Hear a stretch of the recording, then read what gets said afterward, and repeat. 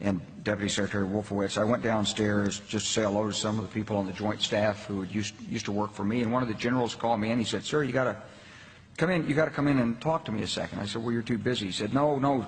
He says, "We've made the decision. We're going to war with Iraq." This was on or about the 20th of September. I said, "We're going to war with Iraq. Why?" He said, "I don't know." He said, "I guess they don't know what else to do." So I said, "Well, did they find some information connecting Saddam to Al-Qaeda?" He said, No. He says, "There's nothing new that way. They just made the decision to go to war with Iraq."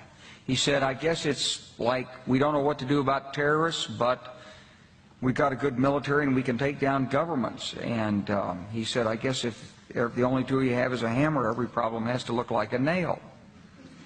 So I came back to see him a few weeks later, and by that time we were bombing in Afghanistan. I said, "Are we still going to war with Iraq?" And he said, "Oh, it's worse than that."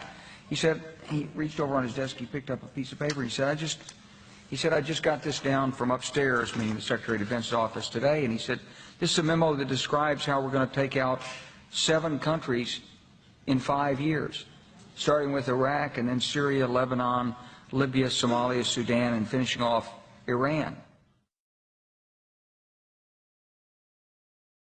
The truth is about the Middle East is, had there been no oil there, it would be like Africa.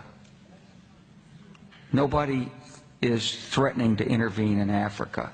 The problem is the opposite. We keep asking for people to intervene and stop it. And there's no question that the presence of petroleum throughout the region has sparked great power involvement.